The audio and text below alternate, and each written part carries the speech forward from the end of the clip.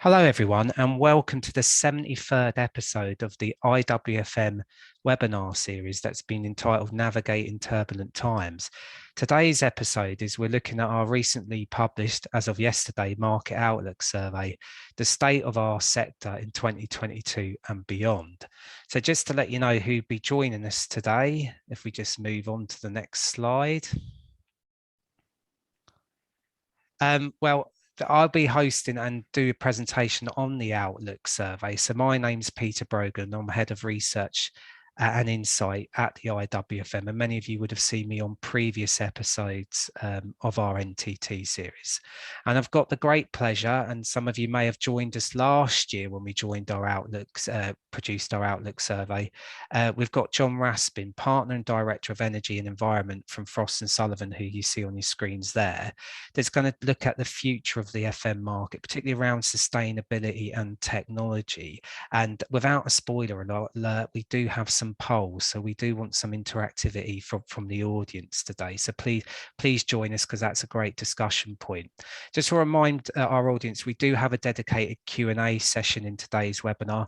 Please fire through your questions as they come into your head by using the Q&A function within Zoom, and we'll be taking your questions later on in today's episode. So John will be joining us back later. So thank you, John, as I've just done the introduction.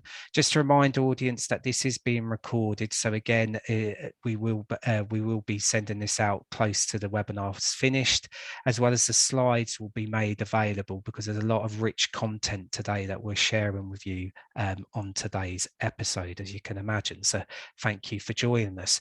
So let's get straight into the content, and this is where hopefully technology allows me to move forward. And there you go. As mentioned, the IWFM Market Outlook Survey 2022 was published yesterday. So that's currently available on the IWFM website, and there'll be more details of where that can be found.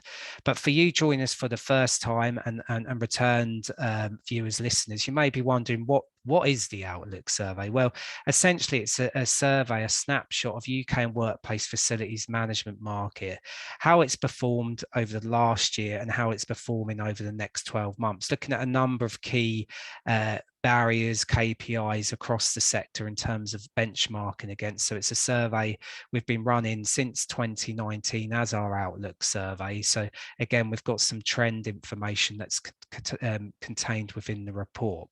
Now, not to spoil today's presentation, my presentation is very much a short overview of the report. I encourage you to have a look at the report. The report goes into trends a lot more than what I'll be presenting today.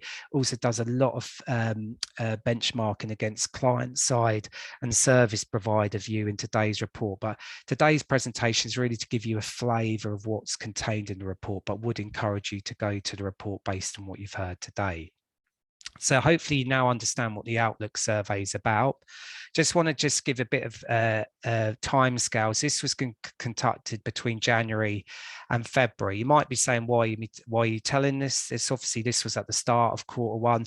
There's a lot of market forces and current affairs that have happened since, and that's something that both me and John will be touching on in our presentations today, about some of the impacts of that on these results, but also some of the future trends that we might see across the sector. All members of IWFM were invited to respond to the survey, and as you can see there with the number on your screens, 293 respondents to the survey, so just close to 300 responses to 2022 survey. Now, I'm not going to go through visuals of graphs and start doing percentage points on you. One of the key feedback we had initially was looking at what happened across your organization over the last 12 months and what you're looking forward to in the 2022. I think what highlighted here across the areas of turnover, budget, headcount and capital investment, which are 4 criteria areas we closely look at across our surveys year on year, you can see a steady increase. If you look at the 2022 results there on turnover, budget, all factors have seen an increase or significant increase between 21 and 2022. So obviously there's optimism when this survey was conducted in January to February, going back to the timelines of some of those key factors where again, a year-on-year change that meant many of our members felt that within the sector, turnover and budget for their organisations respectively would see an increase in some capacity. So that was positive and lends itself to the optimism that's been shown throughout the survey. So if I move on, we did ask questions about the pandemic within there. You couldn't ignore it as yes, we launched this survey in 2019, but you can imagine the last 3 years from 2020 has had the impact of COVID throughout the survey results. But in terms of the pandemic, it's definitely had significant impact on working practices, as we know. As of today, I'm presenting this webinar from my home. So the stat there about working from home shouldn't be a surprise. That's definitely changed working strategies when it comes to working from home and the whole debate around hybrid working, which many of our series is focused on our NTT webinars. Working flexibly, you've got well over half indicating that that's come more and more about in terms of impact on working practices, job sharing and staggered hours, which is interesting in its own right of how the makeup of the industry is changing in terms of some of the working practices.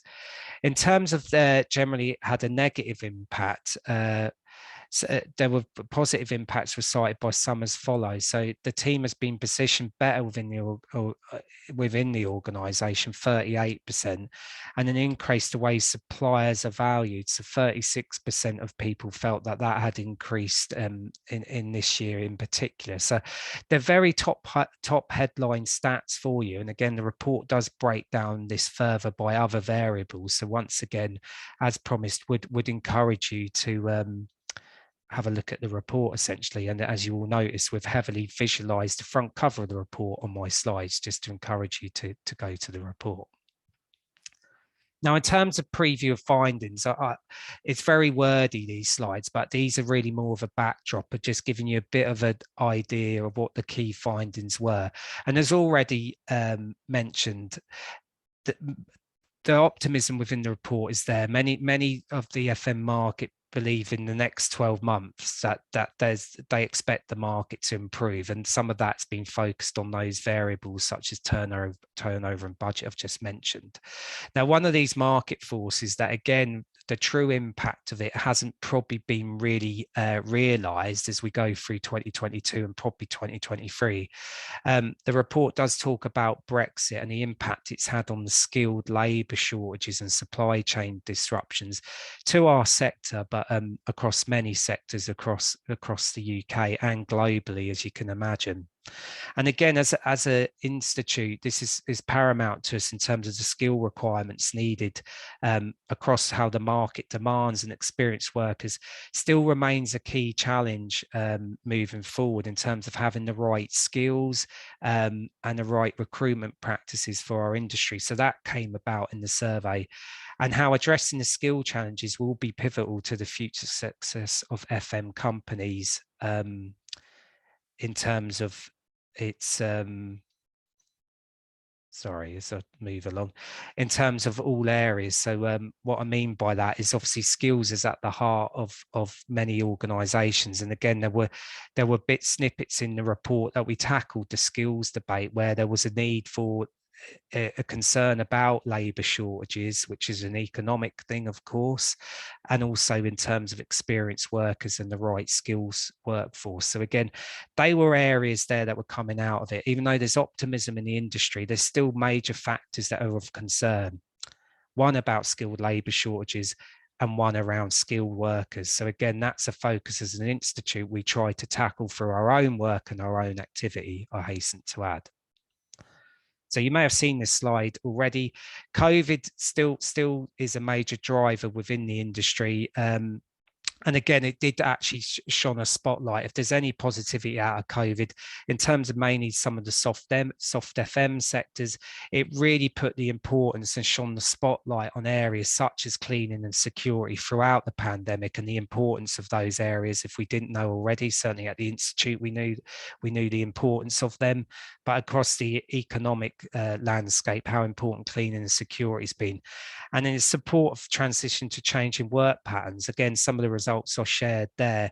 there's been an increase in flexible work patterns in terms of working from home. So hybrid and remote working isn't an area I'm going to delve deeply into today. It's focused on many of our previous episodes, which is our back catalogue, and will be an area as we evolve, and we'll discuss throughout 2022 how that's actually evolving the workplace and also how it's evolving the sector. Because obviously I mentioned there, working from home, flexible work patterns, labour skill shortages, these are all having major impacts on how the industry moves forward, not just about here and now.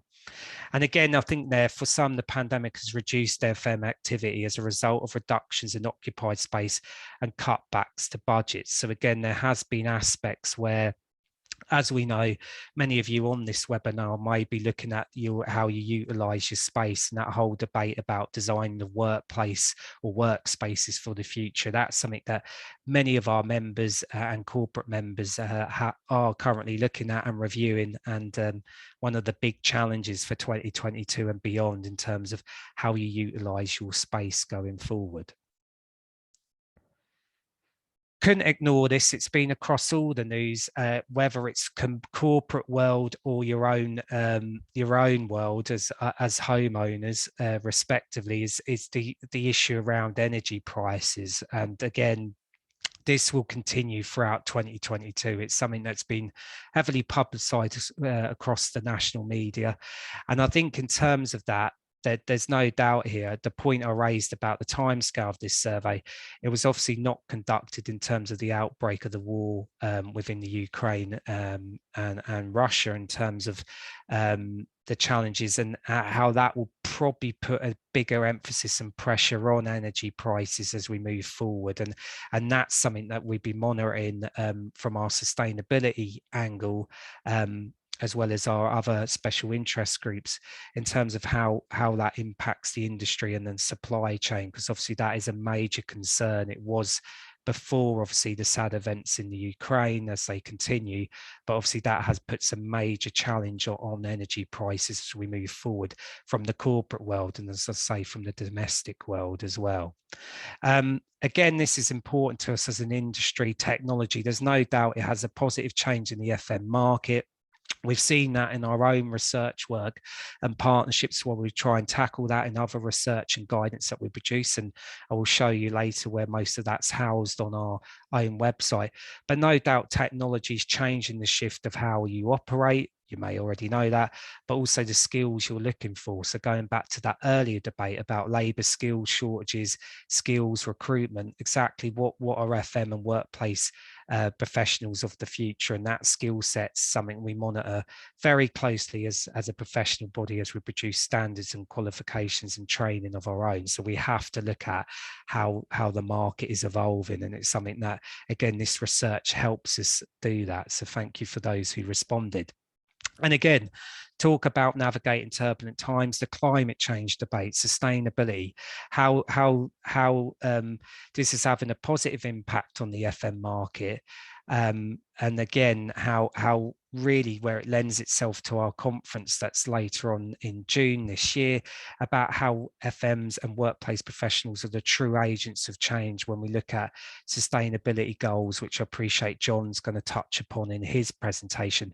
And the importance of sustainability and climate change came throughout the survey. So I appreciate these are some talking points. The slides will be available. So I know there's a lot on the slide, but again, it's all contained in the report, as well as the data and graphs, I hasten to add, of where all of this information has been derived from. Again, this was the second year we talked about another massive debate and importance to us as a professional body and sector is about diversity inclusion. And no doubt there's definitely positivity about the increased awareness around and focus on these matters when it comes to diversity inclusion. We've seen it in our own institute that we've produced our own policy statement with the kind work of our head of policy and others in terms of where we believe diversity and inclusion is for the sector, and we have our own working group, focus group, that focuses on that. But however, there are still challenges to overcome, and this came out in the survey about progress within this area, and still unconscious bias and lack of support for mentors and role models. And that's something that we're challenging ourselves as an industry, as many other sectors as well, of how we change that persona and mindset when it comes to diversity inclusion. So that's something we're looking at as we move forward on our work when it comes to diversity inclusion. I think in terms of the recognition of the importance of FM professionals increased as a result of COVID, that's a bit of a repeat of the last slide in terms of that. It's important we capitalise the potential opportunities arising from the increased recognition. So it shouldn't just be seen the pandemic suddenly shown the importance of cleaning and security. If anything, they're two important factors of when I focus on soft FM that anyone should really focus on. And again, the levels of investment, the slide before, in terms of the pace of recovery to accelerate. And again, there's no doubt that the impact of current affairs and a current war that's going on will have impacts on this. And this is something we have to monitor, particularly when we're looking at energy prices. And I think it's, again, out of challenges, there's opportunities.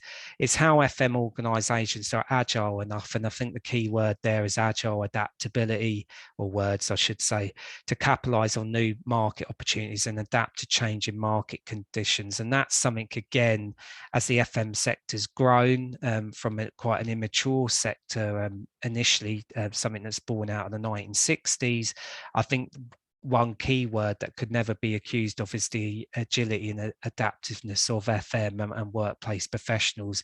As we see these market forces such as COVID, Brexit, wars, basically have an impact on all sectors, but particularly FM in terms of how it can capitalise on new challenges and opportunities as a result, but also adapt to these challenges. And again, this survey helps us to look at what those challenges are and how you're overcoming them.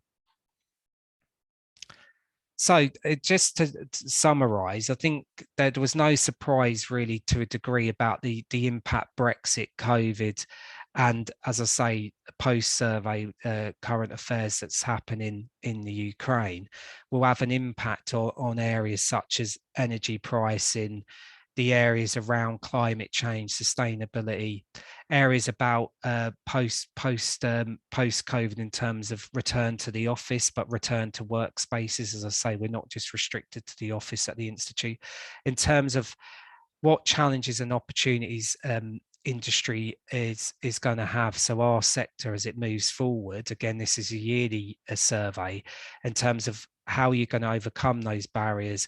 And also, as you see on the slide there, how we overcome the challenges around skill shortages, skills, diversity and inclusion. So the survey unpacked a lot of challenges, and what we try and do on our webinars is highlight and give you discussion points of what the survey is indicating to us as evidence, but more importantly as an institute, how we are overcoming those challenges and how we're acting on it. So I've already mentioned about the D&I policy and the working group and the activity working on that, and a plan of action that's soon to be launched throughout the year in terms of activity. Again, surveys of this help us with our skills portfolio, our qualification portfolio, and generally helps us with our research and guidance. Obviously, this research piece feeds into the guidance and support that our members and our sector need. So I just want to say a massive thank you to the members that responded to the survey. For those that didn't, please try and respond for next year. Again, it's a survey we will run year on year. As mentioned, the report is available. Today's presentation was really to give you a snippet overview of some of the key findings in the report. As I say, there's a breakdown of a lot of these questions. There's a breakdown of trends. There's a breakdown of client-side service providers promise. So please have a look at that on our website, and hopefully today's short presentation was to just give you a flavour of the results without spoiling too much, because I would encourage you to read the report and more. So as I say, to summarize, optimism's there for 2022.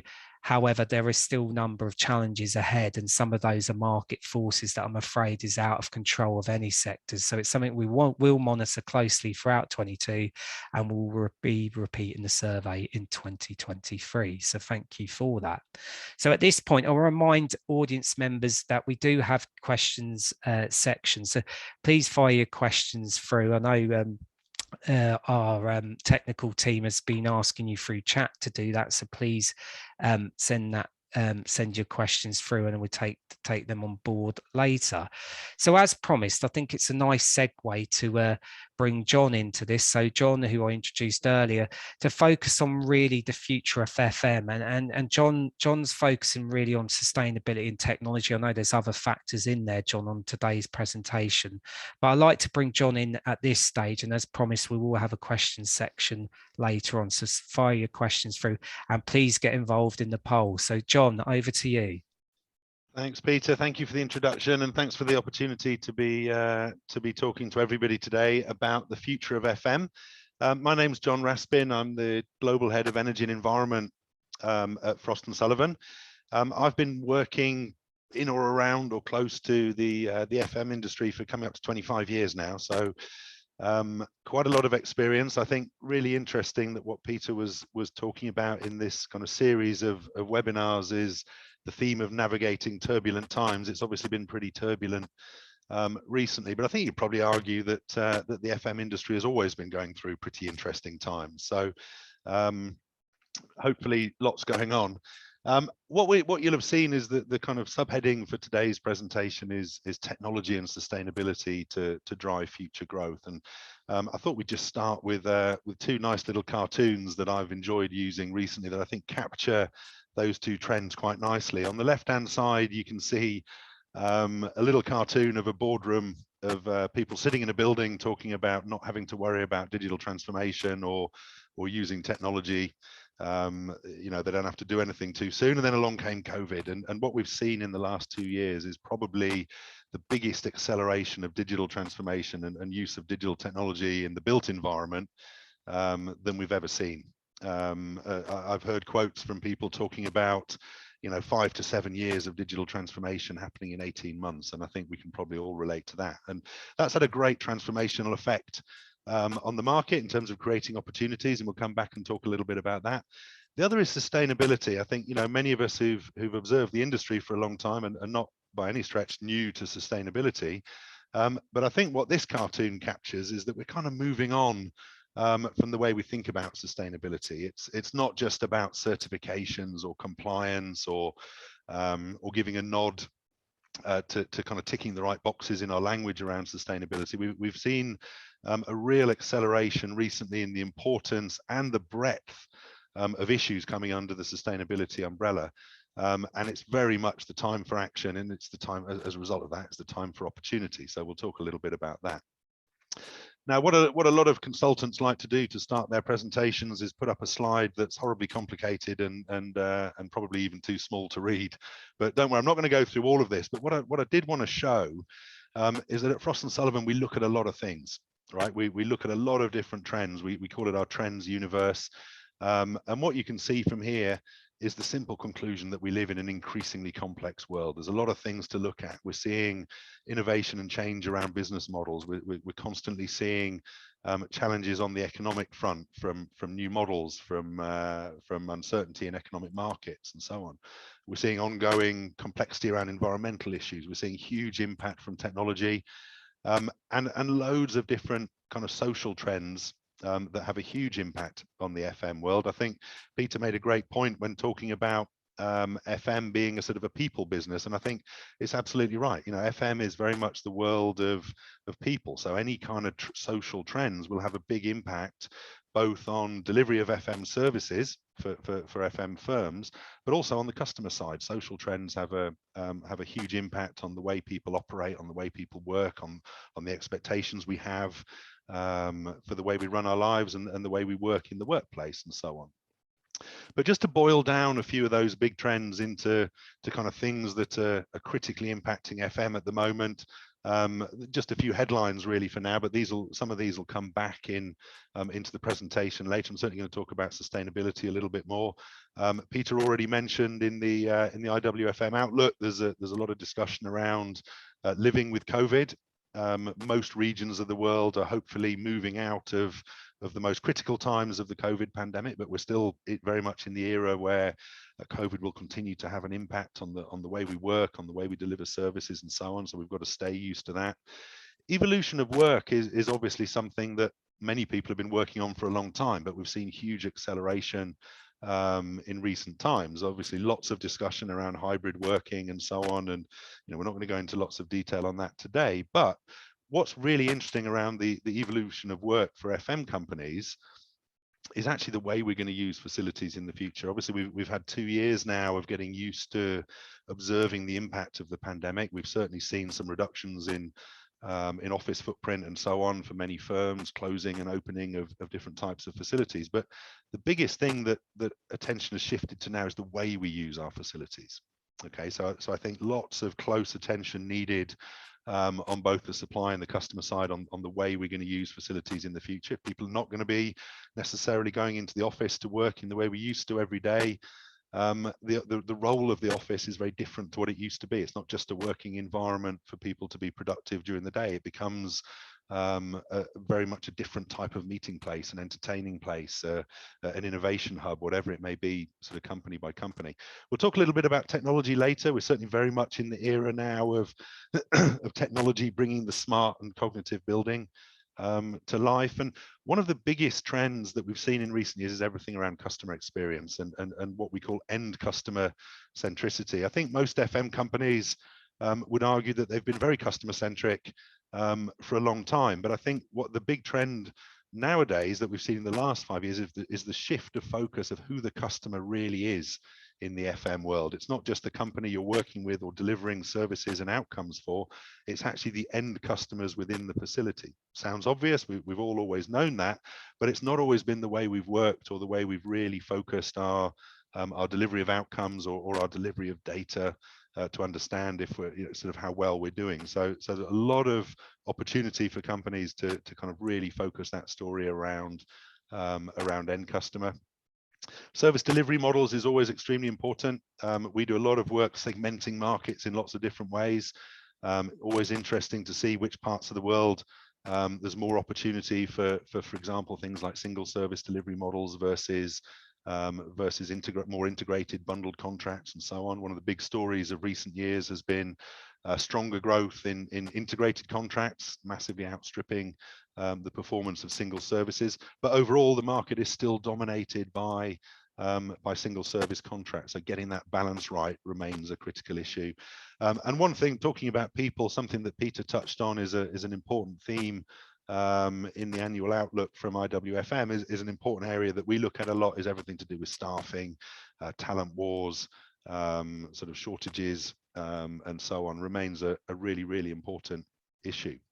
So what I'd like to do, just, oops, sorry, slides jumping around a little bit, just to get a bit of interactivity in at the beginning, we're going to do a quick poll question for everybody, talking about challenges here. Simple question for you. You should be able to vote straight away on your screen. It's just a quick click. What are you seeing as the biggest challenge to the FM industry in 2022? It's just a single choice question. So 4 interesting options for you there. Is it all about staff shortages and talent gaps? Is it supply chain problems?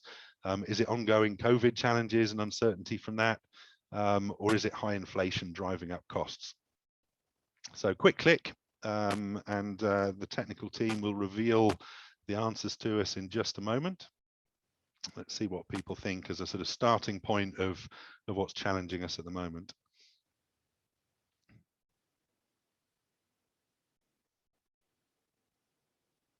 There we go. So thanks everybody for voting. Looks like we've had a good number of votes in.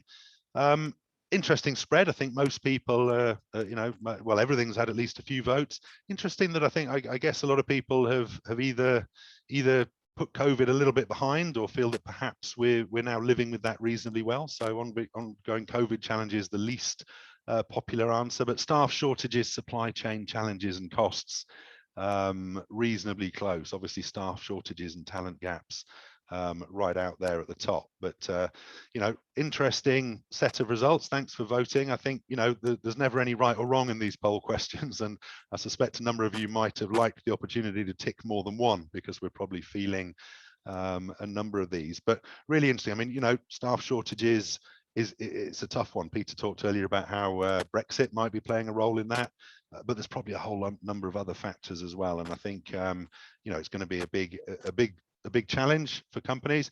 But as is the case with all challenges that an industry faces, there are opportunities to be found around that as well. And don't forget, when you're answering a question from the perspective of your own firm, you know, there are many other companies facing the same kind of challenges. And in the FM world, there's an opportunity to change the language of how companies engage with customers and talk about solving those challenges. So those are the exact same challenges being felt on the customer side of the industry. It's very much about building value propositions and service outcomes that help your customers deal with those self-same challenges that they're facing. So what we're seeing here is a slide that just talks about some of the top transformational trends that we see today in FM and workplace. And these can be seen as some of the big opportunity areas, many of which are really to do with addressing some of those challenges that the industry is facing. So I'm not going to go through all of these. This is stuff that you can take a look at afterwards or read up on in the deck, but I'm just going to pick out a couple.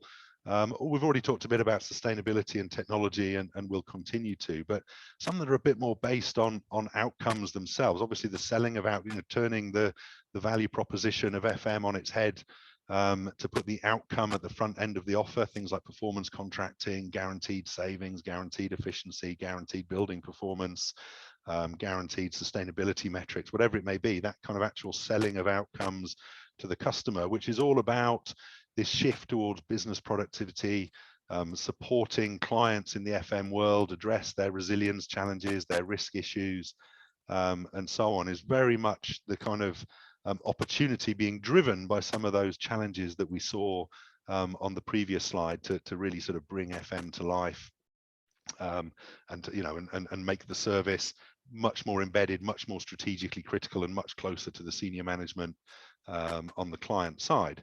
So, sorry, slides jumping around a little bit again. Again, so being an analyst firm, I think it's I feel a little bit my duty to share a few numbers with you. Not going to go through all of this in detail, but it's our sort of revenue forecast for FM spending tell a really important story of what we're facing as an industry at the moment. This is global, but most regions of the world in fact, are looking at an extremely similar pattern. But if we look at the global FM spending, you know, when the pandemic came and hit in 2020, we saw around a 6%, just under 6% global decline in FM spending in 2020. Closer to 8% in most regions of Europe and more mature FM markets like North America and so on. Some parts of Asia were a little bit more resilient during the pandemic. Interestingly, global GDP contracted during 2020 at a higher level than that, closer to 7 to 8%, or closer to 10% in markets like the UK, for example. So even though the FM market suffered and was hit very hard in 2020, it actually slightly outperformed GDP growth, which suggests that the criticality of some services and serving critical buildings and infrastructure and so on actually maintained the market to a slightly better level than kind of other industries. We saw the market return to growth in 2021 as there was a bit of a bounce back, but actually we won't see FM spending get back to 2019 levels until late this year, to late 2022. So we are very much still living with COVID, not just in the way we operate, the way we deliver services and the way our clients behave, but also in the impact it's having on spending. So, you know, we are very much still in a turbulent time. But there's recovery ahead. We see the market beginning to enter into a period of growth after this year, albeit at not much more than inflationary levels, but there will be growth through to 2026 after this year. But what we see, you know, really, when you're talking about a market that is growing at not much more than inflationary levels, it means that growth isn't easy to come by. There's not much low-hanging fruit. It's a very competitive, cutthroat industry, FM, as we all know. But it means that growing as a business or maintaining profitability as a business in challenging times of growth means that innovation comes to the front. And innovation doesn't just mean playing with technology. It means innovating the way we deliver services, innovating with the kind of outcomes that we look to deliver to customers. And when we're talking about kind of post-COVID customer outcomes, really, I think the biggest challenge that the FM industry all around the world has had to deal with in the last few years is kind of offering real value. You know, every company wants to get out of the cost trap of just delivering services to keep customers running or to solve problems or to make buildings work or whatever it may be. The story at the moment is very much about the shift away from problem solving to delivering positive outcomes. And the way that can really be brought to life is around the convergence of service trends with technology trends to focus on what are some of the most dynamic areas of outcomes at the moment and the kind of issues that customers are struggling with. Things like sustainability, things like their energy performance. As Peter mentioned earlier, we're in a position at the moment where energy prices are higher than they've been for a very long time and likely to remain high for the foreseeable future. Probably there's never been a better time to be talking to customers about energy performance and energy management outcomes and things like that. Looking a little bit more into technology, just a slide showing a few of the top areas that we're sort of identifying technology playing an impact in 2022. Again, not going to go through all of these, but some stuff for you to think about and read. We've seen a lot of sort of innovation around workplace solutions in the last 18 months or so, whether it's things like workplace apps or connectivity solutions to make things more efficient for remote working or even in the industrial world, kind of remote management of assets and things like that. The layering of artificial intelligence on top of automation solutions. We've seen colossal growth in the last 2 years around the use of digital twin for being able to use technology to simulate the performance of buildings and part of kind of automating the built environment and moving towards cognitive buildings is hugely sort of underpinned by things like digital twin, but also the role that technology plays in the delivery of new types of business models. So outcome as a service, things like light as a service or lighting as a service is a great example of innovation. But you could replace light with many different building functions there. We're seeing a lot of companies innovating around things like heat as a service, cooling as a service, even office efficiency as a service, and so on, which is all about using kind of data and digital technology layered on top of the FM service to be able to not just deliver outcomes to the customer, but to be able to track, manage, and build the performance of that issue into the contract itself. So you've got a real outcome-based contract with your client. So it's very much about identifying the convergence of these trends, thinking about how it may sort of play a role in the type of conversation that you can have with clients going forwards, and really driving that growth driven by innovation in a world where overall investment growth is not going to come easily for us. So it's all about innovation at the key. So let's just take a second for another poll question. We talked before about challenges. Let's brighten things up a little bit. This is more a poll about opportunities. You can see the question: what do you see as the biggest opportunity for the FM industry in 2022? So is it about the workplace services and apps? Is it about sustainability, increased focus on sustainability? Is digital technology already having an impact? Is it about driving efficiency of services and customer outcomes through technology? Or is it simply the recovery from COVID itself and increased demand from services as things open up and get a bit more back to normal after COVID? So it'll be really interesting to see what people think. Just another click to vote quickly, single choice. I'm afraid you only get to vote once, but let's see what we get this time.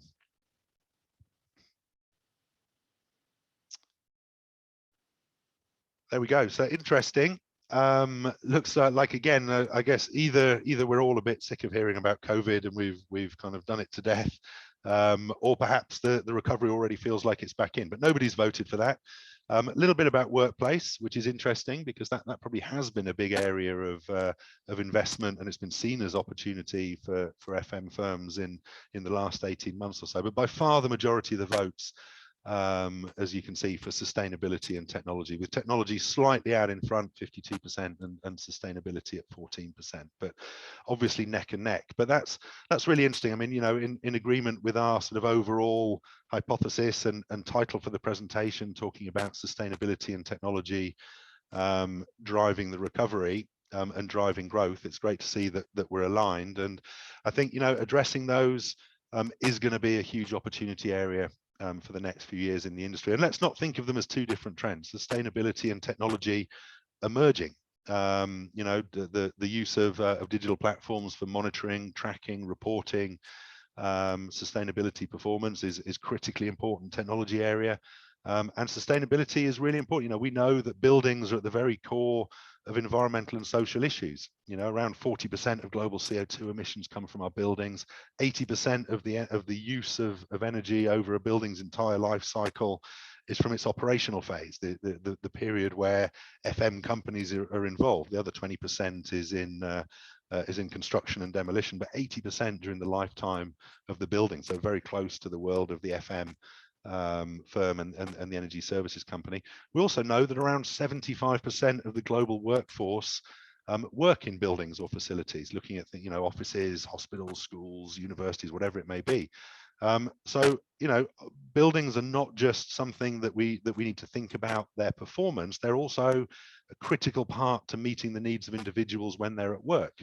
You know, we all know that and we talk about it, but when you see it in a fairly stark 75%, it's quite interesting and really comes into why, sort of explaining why workplace continues to be so important. Sorry, just a last little dive into sustainability. I think this is quite interesting. I'm sure many of you are very familiar with the United Nations SDGs, or the Sustainable Development Goals.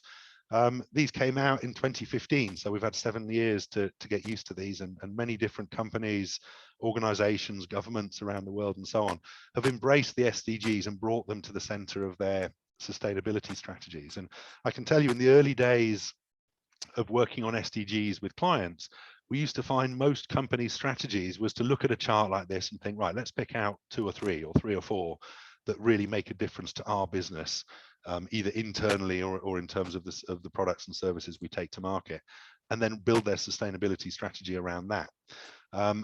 But what's interesting is that if you look around these, it's quite difficult to find a goal where FM doesn't have some kind of role. You know, FM is one of the industries which affects more of these than almost any other sector. And the other thing that's interesting is that by looking at a broader range of SDGs, you soon start to see that actually sustainability is a much bigger agenda than just the environmental and the energy related factors. I think in an awful lot of people's minds, as soon as you say the word sustainability, they start thinking of carbon emissions or waste management or whatever it may be, or energy use. But in fact, only about 6 or 7 of the 17 SDGs are really energy and environment related. An awful lot of them are to do with social factors like quality education, gender equality, good health, eliminating poverty through fair wages and things like that.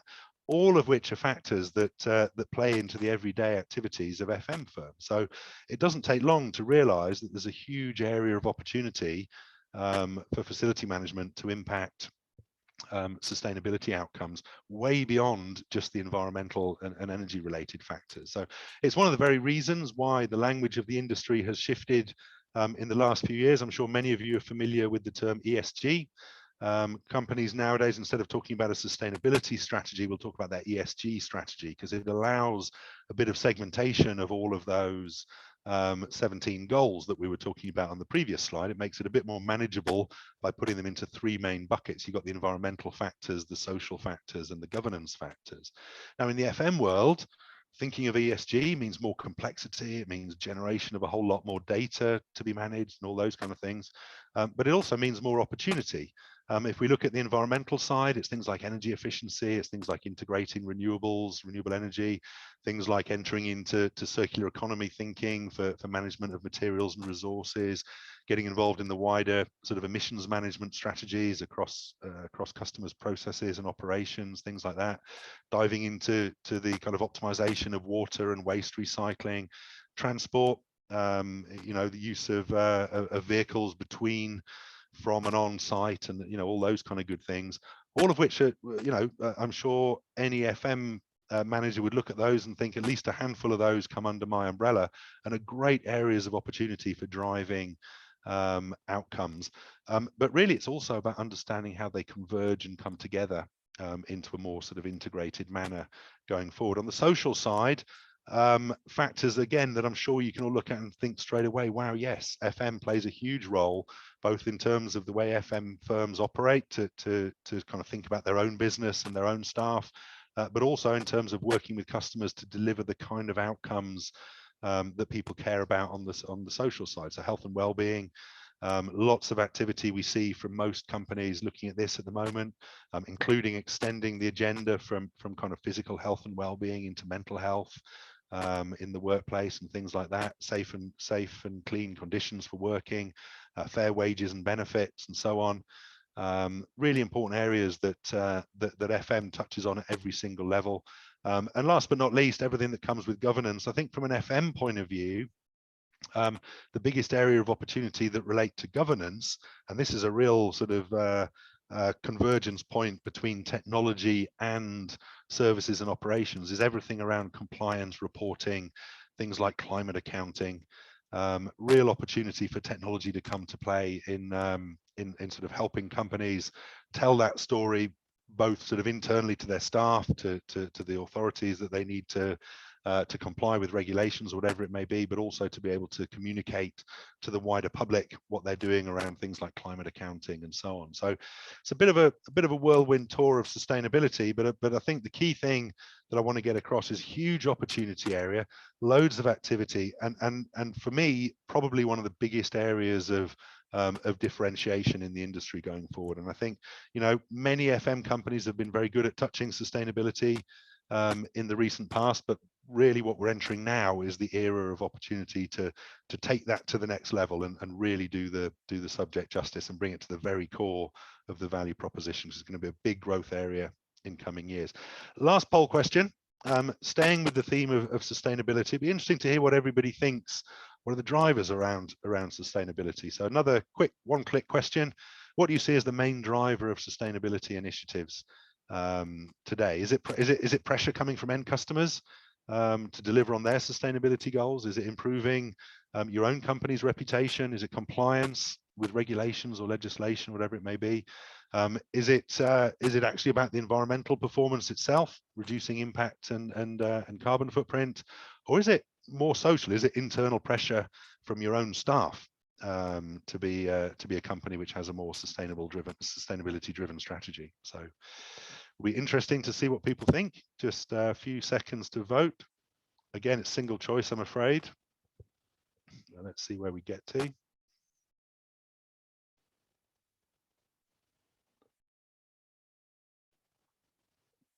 Interesting. So quite a good range of answers. We've got smallish percentages, just slightly above or slightly below 10%, that are pressure from end customers or relating to company reputation. I think important, but at the small end. Interesting that nobody has mentioned internal pressure from staff. I think in a way I'm probably not surprised by that. But I do think going forward, that is going to become more and more important. I think, we talked right at the beginning about talent wars, about staff challenges and so on. There are a lot of people joining the workforce now or moving around the workforce at the moment for whom the sustainability or the image of the company they work for makes a big difference. So don't be surprised if that increases in importance going forward. But obviously, by far, the main votes are for regulatory compliance and actually directly reducing environmental impact and carbon footprint. So 50% see the market as regulatory or compliance driven. And I think that's hugely important because compliance requires data, right? Compliance requires close management, being able to prove what you're doing and show how it has an impact. So great opportunity for technology as well as sustainability services. So just moving into a couple of quick conclusions, and then we'll wrap up and open up for questions. So a few key points on here. This is probably more a slide to take away and read rather than for me to say lots about, but you can see a summary on here of lots of the forces for change as we call it, or trends that we've talked about, being the kind of the big areas affecting what's going on in the FM world at the moment: sustainability, digitalization, increasing importance of kind of health and wellness on both sides of the equation, both in the kind of FM service delivery, but also in the outcomes for customers.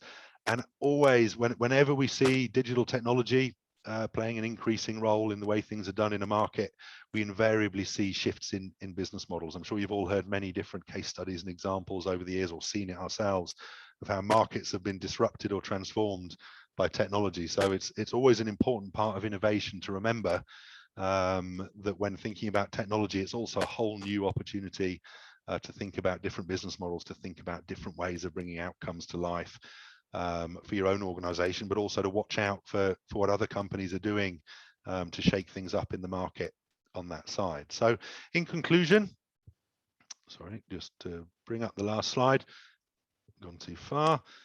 So again, something for you to read, to go into detail, but really just to make our main points. We've talked about sustainability, technology, and workplace as some of the most important trends at the moment. But most importantly, these are things that have shifted from long-term goals to urgent short-term priorities, and that's why we see them as big opportunity areas at the moment. In the kind of post-COVID world, we need to focus heavily on digitalization. We need to focus heavily on workplace optimization, but it's all about outcomes and pulling all these things together. If we want to talk about holistic value propositions for clients, it's all about convergence and how these things come together, so that we can really have a conversation with clients which is all about overall building and business efficiency, rather than just talking about total cost of ownership of the building or the assets, or whatever it may be. So I think in conclusion, it's we're certainly still in turbulent times. We've been through turbulent times, both in terms of health and activities and market impact of multiple trends. But whenever there's turbulence, there's challenge, but there's also opportunity. And I think hopefully what we've had a chance to do today is just highlight a few of those pillars of opportunity that we see coming up in the next few years. So that's it in terms of presentation and slides. Hopefully we've still got about 10 minutes left to open up for some questions. So Peter, back to you. Thank you, John, for a stellar presentation, which I appreciate. You've unpacked a lot there within the hour, really. So we have had questions come through, so I will go to those, but please encourage our audience viewers. I will encourage, please send your questions through. We're going to go through them now. We had an early question in, John, literally about, probably links to our own Outlook survey, about how Frost & Sullivan and the diversity and inclusion debate, obviously a challenge for many sectors up and down the UK, but also globally. How is that measured, and is it actually under the health and wellness section? It's just interesting how Frost & Sullivan are monitoring that area, if at all. I think it's a great question, and I think it comes into a number of different areas. I think it's a mixture of governance and social factors, which means that yes, it partly comes under health and wellness, but it also partly comes under governance, because diversity and inclusion strategies of companies are often driven by companies' kind of culture and vision and governance, which is where, if you remember on the slide we had earlier, we had things like business ethics, we had things like health and wellness was definitely on there, and it actually fits really well with a couple of the SDGs from the previous slide. I mean, inclusion and diversity are all about equality. They're all about equal opportunity. They're all about tackling several of those different factors. So I think there's a number of different areas that it comes in, but I think I think the question is probably also alluding to the fact that it's a big issue at the moment, not just in the UK but globally.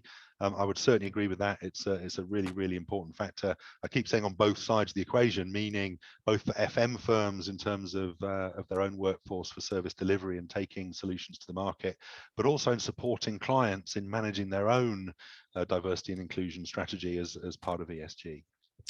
This might be a closed question, probably is, but it's came in. I'm just wrapping up trying a number of questions where even in our own survey, and appreciate it was a small sample, but appreciate 300 responses in your own global studies, that where there's economic concern, whether it's global or based on the UK, FM seems to be a sector to grow. Is that a fair statement? Because within the last couple of recessions, it is, and it seems a sector that actually prospers out of challenges. Is that fair to say? And I think it was backed up by some of the stats you provided today. Yeah, it's an interesting one because we could spend all day trying to answer that question, to be honest, because there's so many different ways that you can cut it, and it depends which sectors you're looking at, which services you're looking at, which models you're looking at, which companies you're looking at, and so on. But actually, yes, it is. I mean, as I mentioned before, it's been more resilient than the overall economy.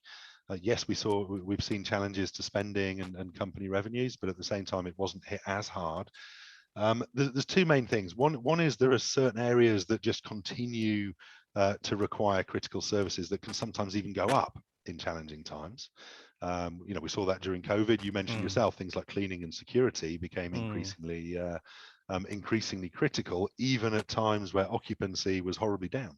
Right, so we have that, but then we also have the string of other trends that come from the outsourcing mentality of clients, whether they're in the public sector or the private sector, where sometimes in more challenging economic times, if you've got companies who are not fully outsourcing their FM needs, it can be a time that they rethink their strategy and think, well, actually, maybe now's the time for us to move some of this stuff out of house, or to increase the amount of stuff we do out of house, or to combine more services, or whatever it may be. So it's quite a complicated question, but I do agree with you that yes, actually, in turbulent times, whether it's economically turbulent or in terms of COVID, sort of related to the pandemic, there will always be some areas of opportunity that come out from that turbulence.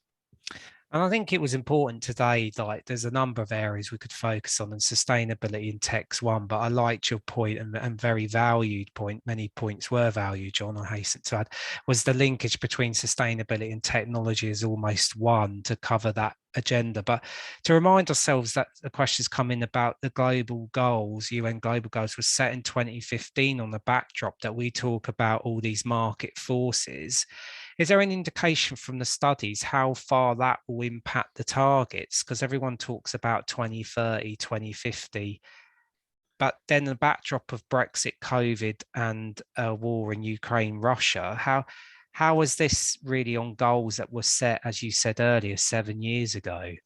Yeah, it's a good question. So again, there's a few different ways we could look at that, but the SDGs is actually a kind of a guiding framework from the United Nations. So the 17 SDGs were some of which are quantified, by the way, but there's no kind of, there's no sort of legislative piece of that. The SDGs are a kind of guiding framework for sustainability for companies and governments to embrace and then build their own sort of regulations and goals off the back of.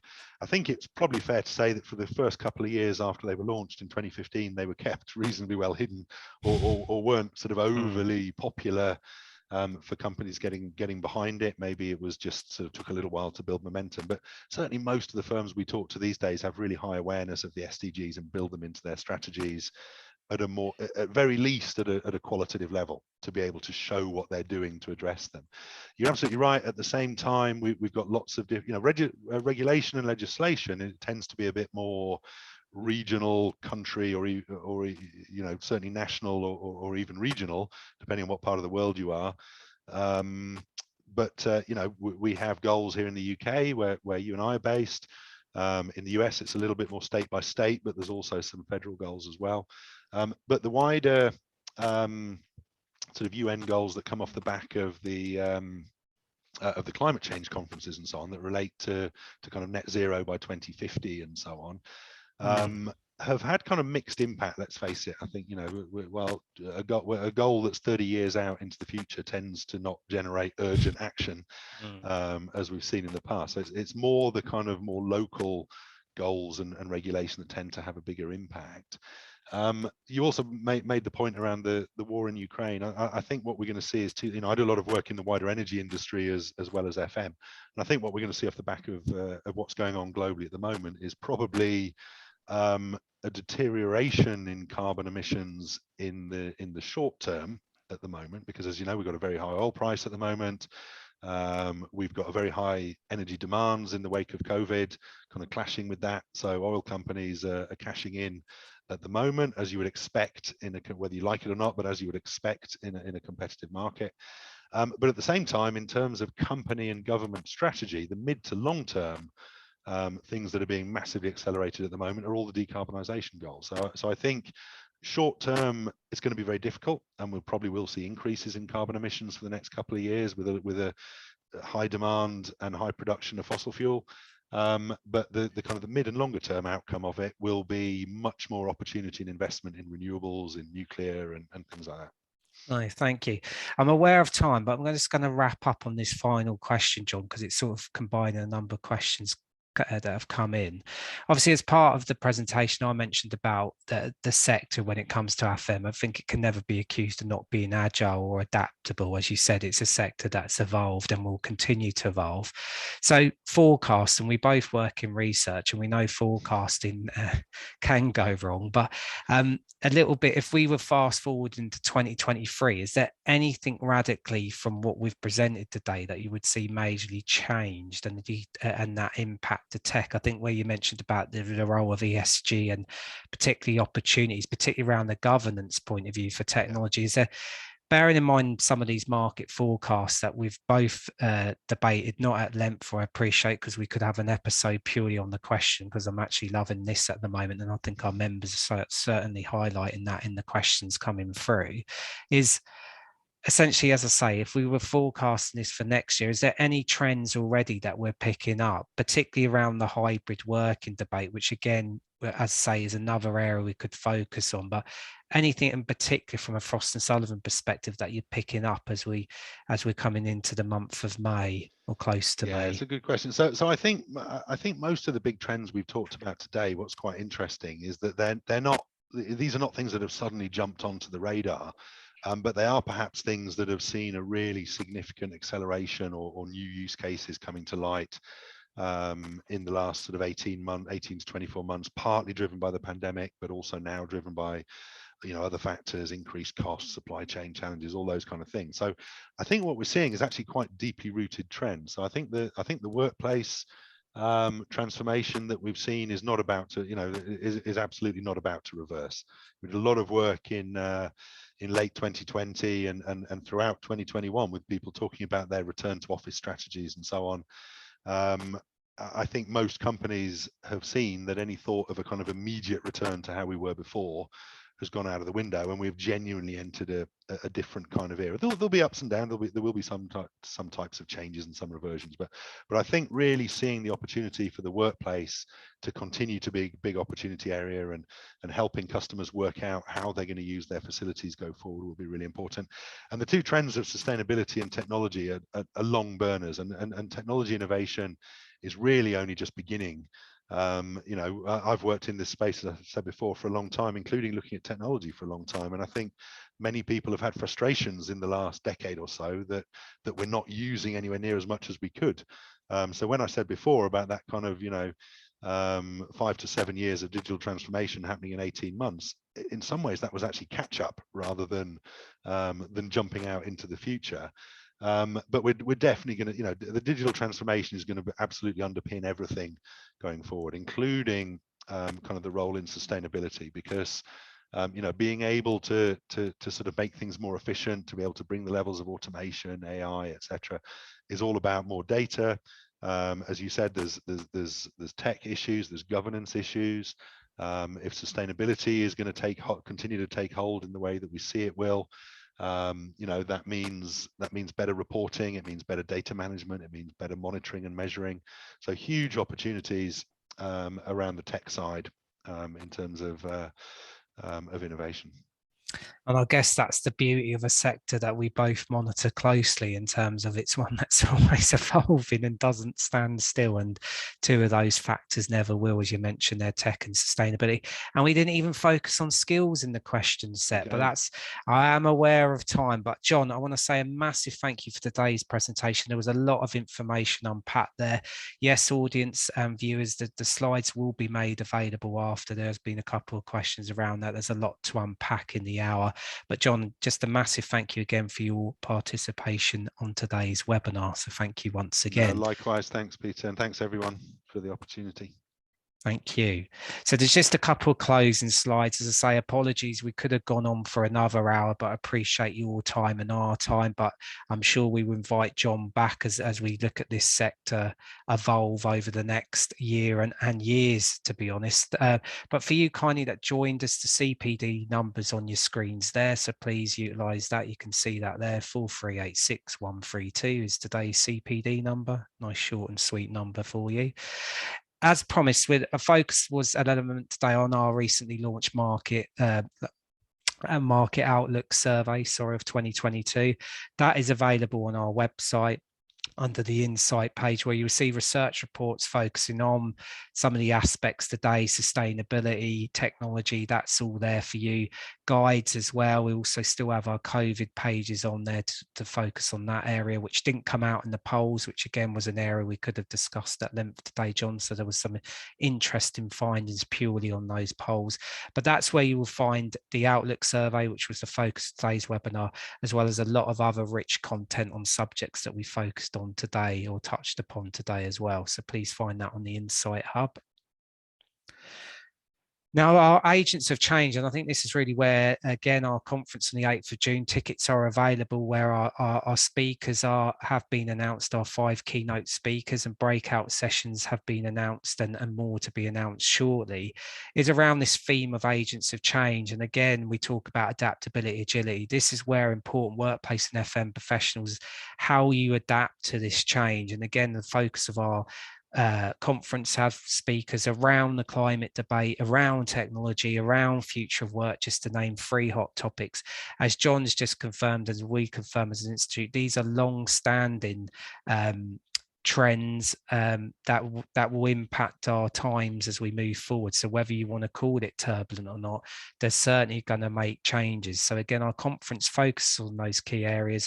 We've got 5 great keynote speakers, they're announced. Encourage you to buy a ticket, 8th of June 2022, for a very action-packed and insightful day. And also we have some practitioner-led breakout sessions, as I mentioned, to say how tangibly you can bring that back into your day-to-day role. So please go on our website for more information. And again, lastly, I just want to say a massive thank you to John joining us from Frost & Sullivan. He unpacked a lot of information there in terms of what Frost & Sullivan are doing around the future of FM. Again, thank you for joining us today on our Market Outlook survey. Again, giving you a little bit of a snippet, again, a bit of a flavour of the results from that survey. Just want to say a thank you, my last thank you to the listeners, viewers, for joining us for this hour. Apologies, we've slightly gone over, but you can appreciate there was a lot to unpack in that hour. Again, the report is available on the website, as mentioned numerous times, so please have a look at that. We do have a short survey, not just to rate today's episode, but what else would you like to see from our webinar series in terms of topics, subjects. As I say, I could have had a dedicated session talking to John just purely around the questions, and that might be something that you want to focus on with an audience-led Q&A. I don't know, but there's some examples there that we're looking for your feedback. That's how we've delivered 73 episodes. We've listened to your feedback, we've acted on it and integrated that into our series. As I said, 73rd episode today, and 74th episode will be available and advertised on Friday. So that'll be running at the same time next week, Wednesday, 12 to 1. So once again, thank you for joining me on today's episode. Hopefully you got a lot out of this. The recording will be shortly on the website, accompanied by the slides, as there's a lot of information to take in. But thank you once again, keep safe, and see you shortly on a future webinar of IWFM. So thank you once again.